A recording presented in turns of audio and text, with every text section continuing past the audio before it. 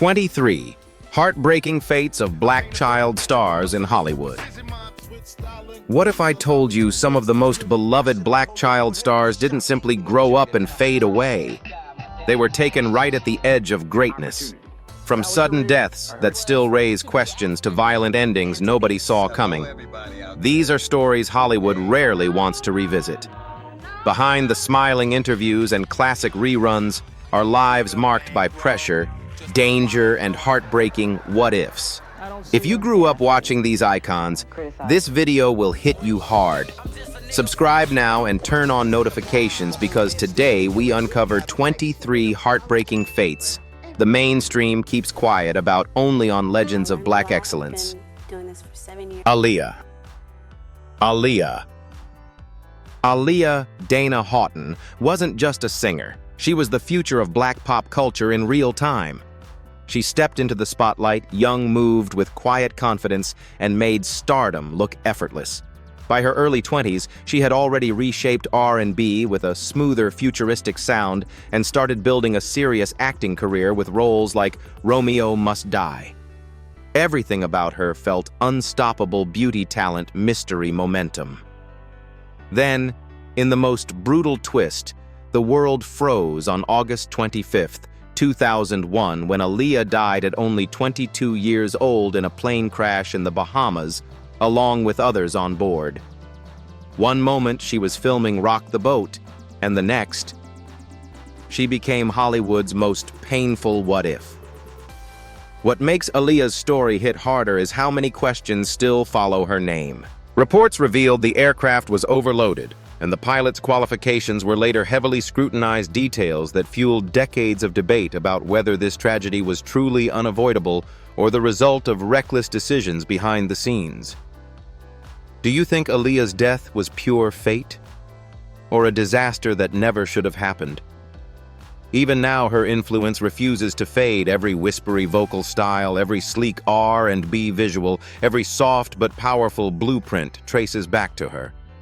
Aaliyah didn't just die young, she left a hole in music and film that time still hasn't repaired. Tupac Shakur. Tupac Shakur wasn't just a rapper. He was a warning siren for America. A young black voice brave enough to say the quiet parts out loud. He came into the spotlight with raw hunger and rare intelligence, turning pain into poetry and turning street reality into global truth. By his early 20s, Tupac had already proven he wasn't limited to music. His acting roles, especially in films like Juice, showed he could command the screen with the same intensity he brought to the mic. He was becoming more than a celebrity. He was evolving into a symbol, the kind of figure who could have grown into a cultural leader with age and wisdom. Then came the night that froze hip-hop history. On September 7, 1996, after attending a boxing match in Las Vegas, Tupac was shot in a drive-by attack and later died on September 13, 1996, at only 25 years old. The world didn't just lose an artist, it lost a future that felt unfinished. For decades, his murder stayed wrapped in rumors, theories, and frustration because justice felt delayed and incomplete. Yet Tupac's impact only grew louder. His words still speak. For the unheard, his face is still a flag, and his life remains one of the most heartbreaking what-ifs in entertainment history. The Notorious B.I.G. The Notorious B.I.G. born. Christopher Wallace didn't just rap, he painted movies with words. Biggie came out of Brooklyn with a voice you couldn't mistake, and a storytelling style so sharp it felt like you were standing in the room with him.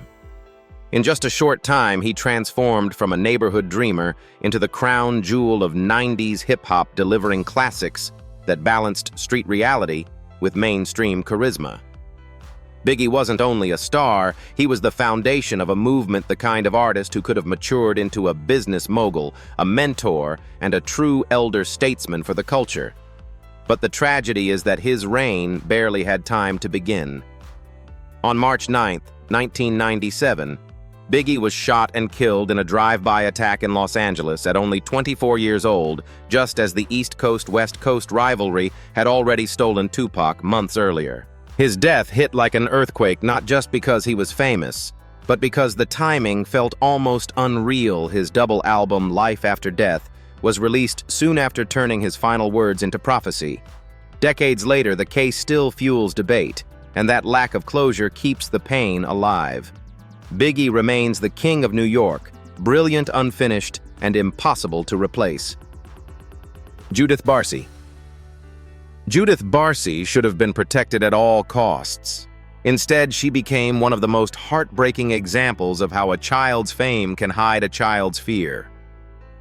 Born in 1978, Judith was a rising star in the 1980s, landing role after role in commercials and television before voicing characters that millions of kids would grow up loving. Her voice as Ducky in The Land Before Time became instantly iconic, sweet, bright, and full of innocence. On screen, she represented joy. But off-screen, her home life was slowly turning into a nightmare that no spotlight could expose soon enough. Behind the scenes, Judith lived under escalating domestic abuse from her father, and people around her reportedly noticed warning signs. Yet the system never stopped the danger in time.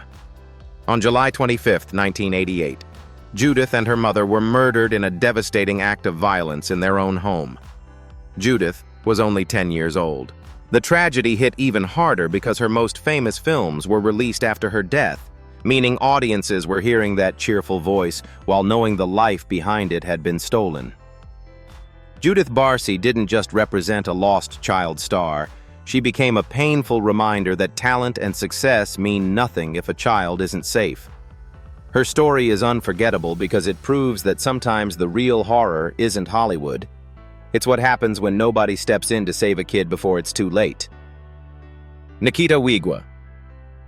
Nikita Pearl Waligwa, often remembered as Nikita Wigwa, represented something rare in Hollywood, a child star whose light came from resilience, not privilege. Born in Uganda, Nikita captured the world's attention in Queen of Katwe, with a gentle but powerful presence that symbolized hope, intelligence, and quiet strength. Though her screen time was brief, her impact was lasting, especially for young Black audiences who finally saw themselves reflected with dignity and purpose. She wasn't playing a fantasy, she was living proof that talent could rise from the hardest circumstances. Tragically, Nikita's real battle began far from the camera. In 2016, she was diagnosed with a brain tumor, a devastating blow at such a young age. After surgery and treatment, she showed signs of recovery and returned to school, giving everyone hope that she had beaten the odds. But the illness returned, and on February 15, 2020, Nikita passed away at just 15 years old. Her death sent shockwaves through the Queen of Katwe cast and across the global community that had rallied behind her. Nikita's story is heartbreaking not because of what she lost, but because of what she never had time to become.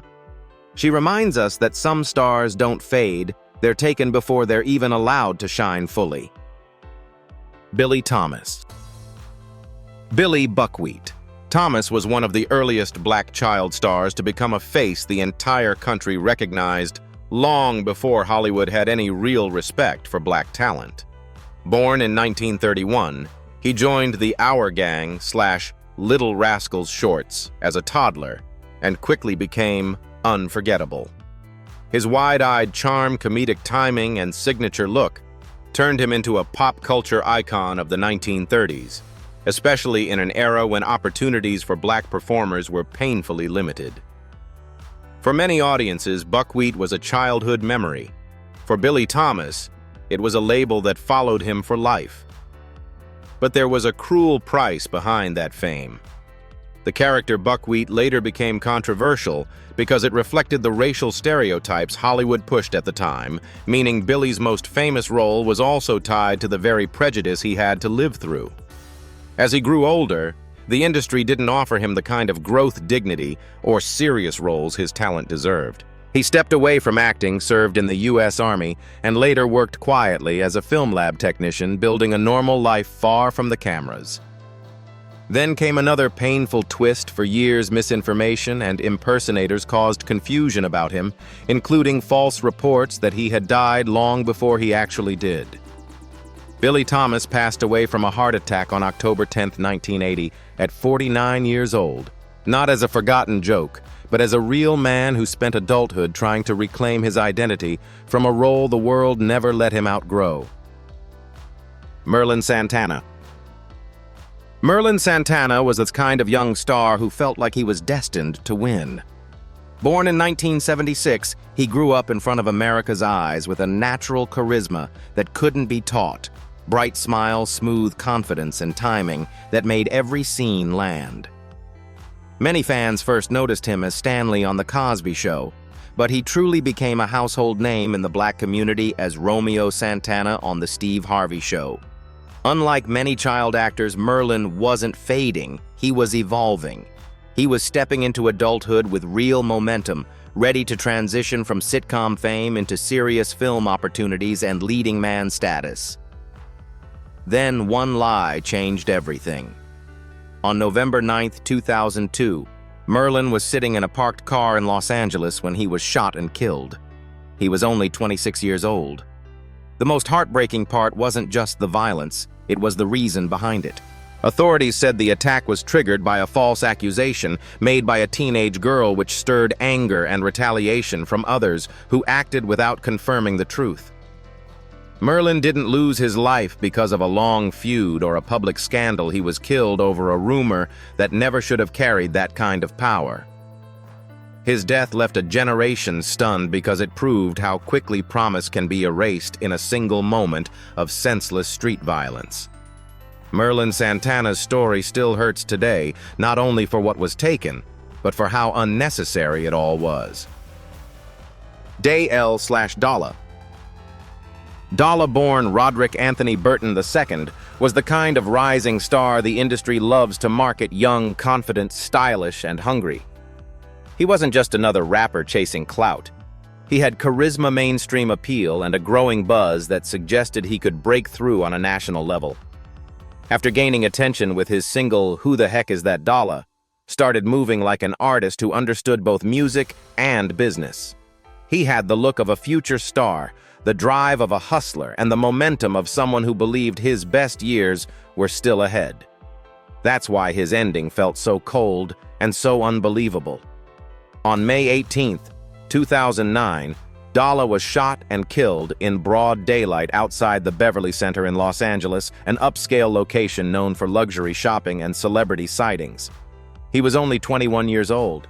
The contrast was shocking: a young black artist chasing success taken down in a place that represents wealth, status, and making it.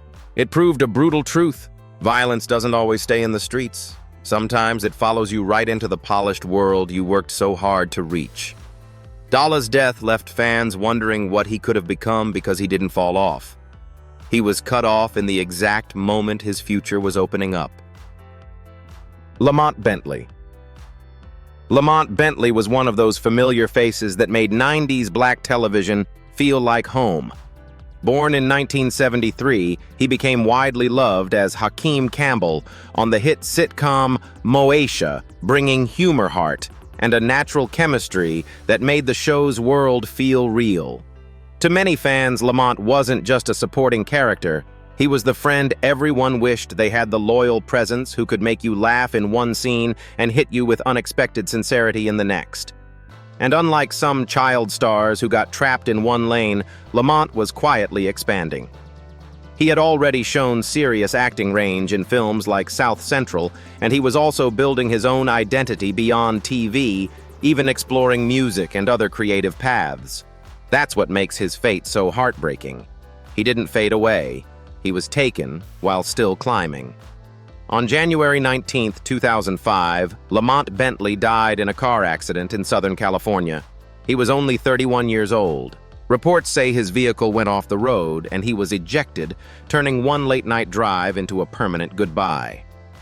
The loss hit especially hard for the Moesha cast and fans who had grown up watching him, because Lamont still felt like he had so much more to give, not just as an entertainer, but as a father and a man entering his prime. Today, every rerun carries a different weight.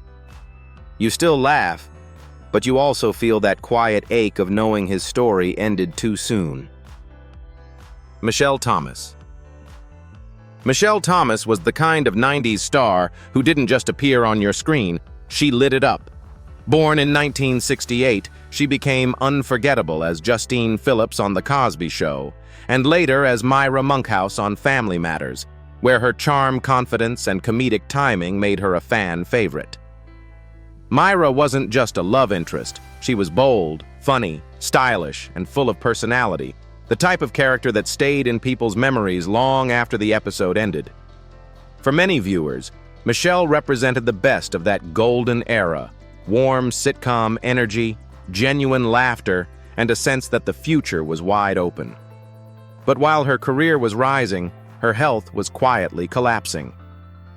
Michelle was diagnosed with a rare and aggressive cancer called intra-abdominal desmoplastic small round cell tumor, an illness so uncommon that even many fans didn't understand how serious it was until it was too late.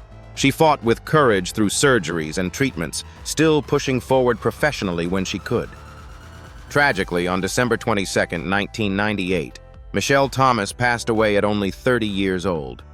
Her death hit like a punch to the stomach because she was right at the moment when young TV stars often transition into bigger roles and longer careers. Instead, she became one of the most painful reminders that sometimes the cruelest battles aren't public scandals or headlines. They're silent wars happening behind a beautiful smile. Even today, her scenes still make people laugh, but they also carry the weight of a life taken far too soon. Lee Thompson Young. Lee Thompson. Young felt like proof that a black child star could grow up the right way. Born in 1984, he became a beloved Disney icon as the lead in the famous Jet Jackson, carrying himself with a calm confidence that made kids look up to him and parents feel safe watching him.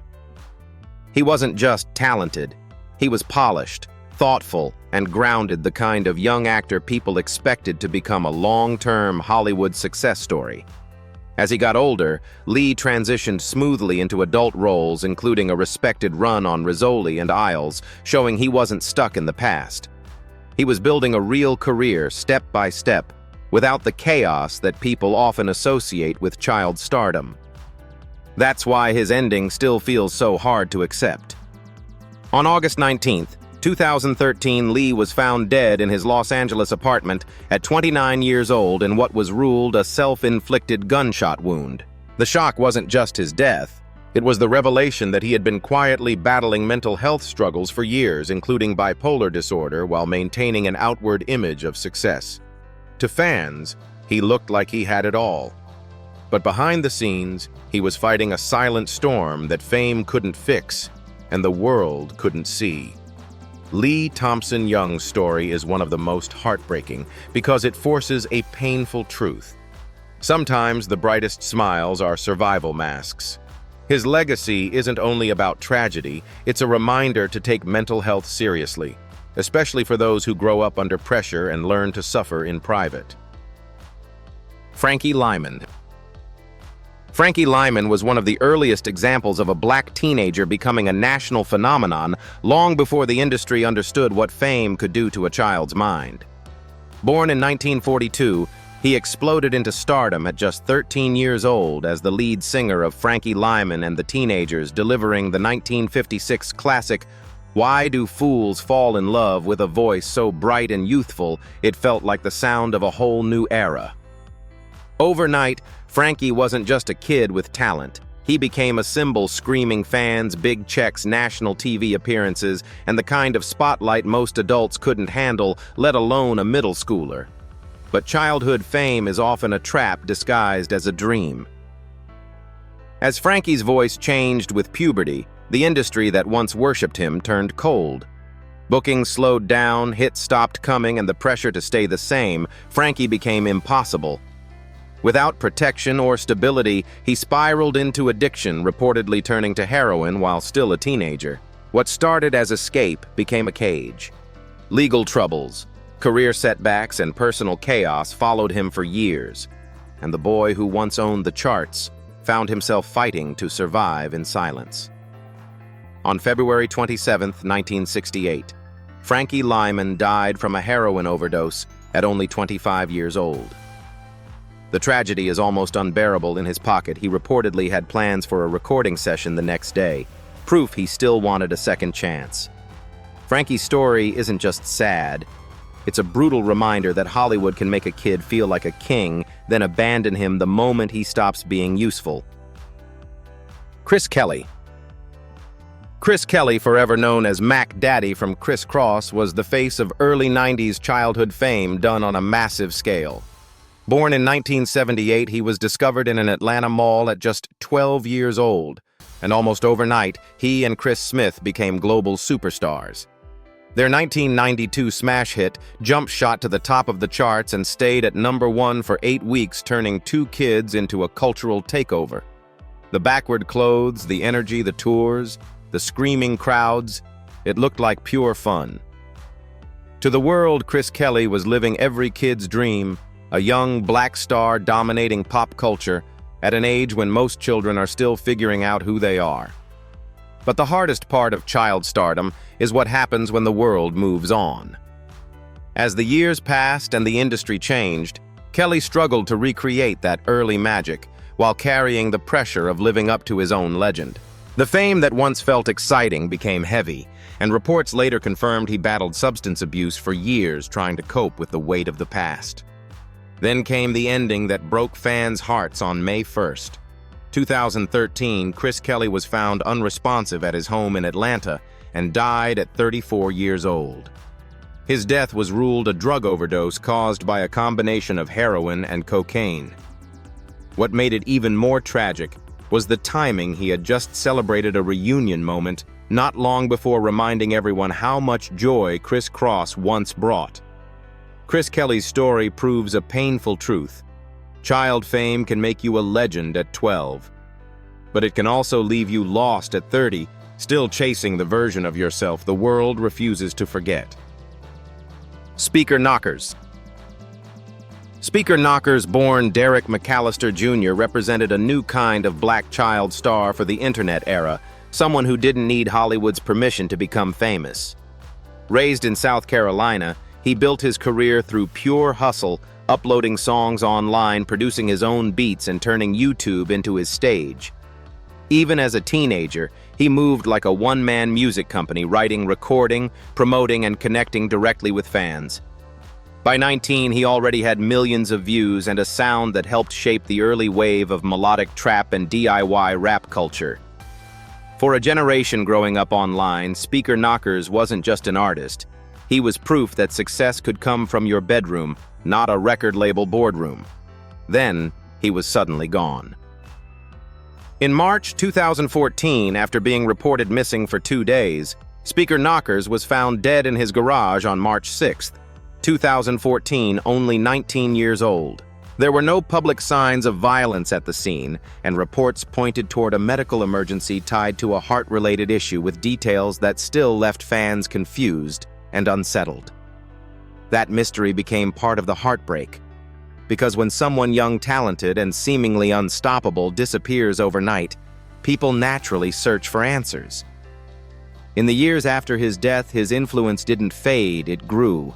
His style was echoed by major artists, his songs stayed in rotation, and his story became a warning about how quickly life can end, even when the dream is finally real. Speaker Knockers didn't have time to become a legend, yet he still did, simply because his impact outlived him. Heavy D. Heavy D, born Dwight Arrington Myers, was one of the rare hip-hop stars who felt universally loved. In an era when rap was often painted as dangerous or divisive, Heavy D brought something different: joy, warmth, and class. As the leader of Heavy D and the Boys, he helped push hip-hop into the mainstream with a smooth blend of rap, new jack swing, and reggae influence. Hits like Now That We Found Love weren't just songs, they were soundtracks to parties, cookouts, and family memories. Heavy wasn't only an artist either. He became a respected actor and music executive known in the industry as a genuinely good man who carried himself with professionalism and kindness. That's why his death felt unreal. On November 8, 2011, Heavy D suddenly collapsed outside his home in Beverly Hills, California, and was rushed to the hospital where he was pronounced dead at just 44 years old.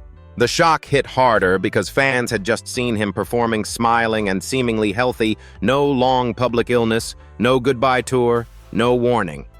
An autopsy later reported that Heavy D died from a pulmonary embolism, a blood clot that traveled to his lungs. In seconds, a man full of energy and life was gone.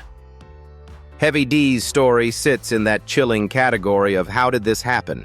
Because it reminds us that sometimes tragedy doesn't come with drama. It comes quietly, suddenly, and without mercy. And even now, when his music plays, it feels bittersweet. Because the voice that made so many people feel good was taken far too soon. Patrice O'Neal. Patrice O'Neal wasn't built to be polite. He was built to be honest. And that's why so many people still call him a legend. Born in 1969, Patrice became one of the sharpest comedic minds of his generation, the kind of stand-up who didn't just chase laughs. He chased truth. He was fearless on stage, slicing through uncomfortable topics like race relationships and hypocrisy with a brutal intelligence that made audiences laugh and think at the same time. Other comedians respected him almost like a secret weapon, someone who could dominate a room without needing mainstream approval. Patrice was also a regular presence on radio shows like Opie and Anthony, where his quick wit and deep worldview made him unforgettable. And then, in the most painful kind of irony, the man who was just starting to get his flowers was taken by his own body. On October 19, 2011, Patrice suffered a massive stroke linked to long-term complications from diabetes. He fought for weeks in critical condition, but on November 29, 2011, he passed away at only 41 years old. The comedy world reacted like it lost something irreplaceable, because it did. Patrice wasn't just a comedian.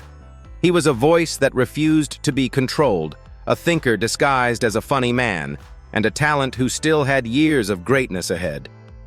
What makes his death hit so hard is the timing. He didn't die after fading away. He died right as the world was finally starting to fully understand how special he really was. Florence Griffith Joyner. Florence Griffith Joyner, forever known as Flo-Jo, was more than a track star. She was a once-in-a-lifetime phenomenon who made the world stop and stare.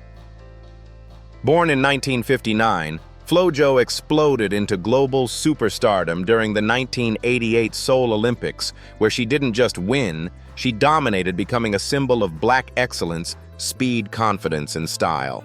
Her long, decorated nails, iconic one-leg racing suits, and radiant smile turned her into a cultural icon far beyond sports. And the numbers still look unreal. She set the women's 100 meters world record of 10.49 seconds and the 200 meters world record of 21.34 seconds in 1988, records that have remained standing for decades. Flo-Jo made greatness look glamorous, and she inspired generations of young athletes to believe they could be powerful and unapologetically themselves. That's why her death felt so shocking, because it came quietly without warning. On September 21st, 1998, Flo-Jo died in her sleep at just 38 years old. Her passing stunned the world, especially since she had stepped away from competition years earlier and appeared to be living a stable life as a mother and public figure. The official cause was linked to an epileptic seizure associated with a congenital brain abnormality, often reported as a cavernous angioma. And despite years of cruel rumors, Flo-Jo never failed a drug test during her career, and her death was not ruled as drug-related. Flo-Jo's story remains heartbreaking because she wasn't fading, she was already immortal. She left behind a legacy of speed, style, and history, but also the haunting reminder that even the strongest-looking icons can be gone in an instant. Lil Snoop. Lil Snoop, born Adarian Ross, was the definition of raw talent, meeting real opportunity, then losing it in the cruelest way possible. Growing up in Louisiana, he didn't have industry connections or a safety net. What he had was hunger speed and an ability to rap with the confidence of someone twice his age. His life changed almost instantly when he impressed Meek Mill, reportedly earning a deal with Dream Chasers Records after a quick audition that felt like a movie moment. At only 18, Lil Snoop was being praised as the next big thing, an artist with the fire to represent his city and the skill to out-rap grown men. You could hear it in his delivery. He wasn't playing around, he was racing toward greatness. Then the dream ended over something so small, it still sounds unreal. On June 20th, 2013, Lil Snoop was shot and killed in Winfield, Louisiana, after an argument that reportedly started over a video game. He was only 18 years old. That detail is what makes it hit like ice, because it shows how quickly life can be erased when pride, anger, and violence collide in a single moment. He didn't die after a long career. He died right as the world was starting to learn his name. Lil Snoop's story is heartbreaking because he represented hope, a young black kid using music as a way out, and yet the same environment he was trying to escape reached up and pulled him back down. His legacy lives in the music he left behind. But the question always lingers, how many future legends never make it past 18? Trouble T. Roy. Trouble. T. Roy, born. Troy Dixon wasn't the headline star on the record, but he was the heartbeat behind the energy. As the hype man and dancer for Heavy D and the Boys, T. Roy helped define what hip-hop performance looked like in the late 1980s, not just rapping into a mic, but bringing the whole stage to life with movement, joy, and unstoppable charisma. He had that rare gift where one smile and one dance move could lift an entire crowd. To fans, he was the spirit of the show. To the group, he was family, the kind of brother who kept the mood light and the vibe strong even when the tour life got heavy. And then came one of the most shocking gone-in-a-second tragedies in music history. On July 15, 1990, after a performance in Indianapolis, T. Roy died in a freak accident when he fell nearly 30 feet while attempting to jump over a ramp outside the venue. He was only 22 years old. No warning, no illness, no long goodbye, just a single misstep that ended a young life instantly. His death hit the hip-hop world hard because it felt so unfair, a man celebrated for his athleticism and life force taken by a random fall. But even in loss, his impact echoed through culture. His passing inspired Pete Rock and CL Smooth's legendary tribute, "They Reminisce Over You," TROY, turning grief into one of the most timeless memorials hip-hop has ever created. T. Roy didn't just die young, he became a symbol of how fast joy can turn into silence. Natina Reed. Natina Reed was pure late 90s energy, bold, fearless, and impossible to ignore. As the lead rapper and creative engine of the R&B trio Block, she brought an edge that balanced the group's smooth harmonies with attitude and personality. Discovered and supported early on by Lisa Left Eye Lopes, Natina stood out not just for her delivery, but for her confidence. She looked like a star who refused to shrink herself for anyone. And she wasn't limited to music. Many fans also remember her from the teen classic Bring It On, where she showed the same sharp presence on screen that she had on the mic. Natina always felt like the type of artist who could reinvent herself and come back stronger with time. That's why her ending felt so sudden and so cruel. On October 26, 2012, just 2 days before her 33rd birthday, Natina Reed was killed in a tragic accident after being struck by a vehicle while crossing a roadway in Lilburn, Georgia. The driver stayed at the scene, and authorities reported no criminal wrongdoing, but the heartbreak didn't soften. She was a mother, an artist, and someone fans believed still had chapters left to write. Her death hit hard because it wasn't the typical Hollywood downfall story. No long scandal, no public collapse, just life ending in a blink. Natina's legacy still lives in that era's soundtrack, and her story reminds us how fast the world can lose a voice that was never meant to go quiet. Michaela DePrince. Michaela DePrince felt like a miracle the world didn't deserve but desperately needed. Born in Sierra Leone, her early life was marked by unimaginable hardship, civil war orphanhood, and the cruel stigma of vitiligo, which caused adults around her to label her as cursed. But even in the darkest conditions, Michaela found a spark of hope when she discovered a ballet magazine, an image of beauty and freedom that planted a dream bigger than her surroundings. After being adopted by an American family, she turned that dream into reality through pure discipline and determination, eventually becoming a respected professional ballerina and a powerful symbol for black girls who were told they didn't belong in classical dance. That's why her death was such a shocking gut punch. Michaela passed away on September 10, 2024, at only 29 years old, and early public reports did not immediately provide a detailed cause, leaving many supporters stunned and searching for answers. The loss was felt far beyond ballet because Michaela wasn't just a performer. She was proof that survival can become art, that pain can be transformed into purpose. Through projects like the documentary First Position and her memoir Taking Flight, she inspired millions by showing what it looks like to rise from the impossible. Michaela de Prince didn't just break barriers, she shattered them. And that's what makes it so heartbreaking. The world had finally watched her soar, only to lose her far too soon. In the end, these stories leave more than sadness, they leave a warning.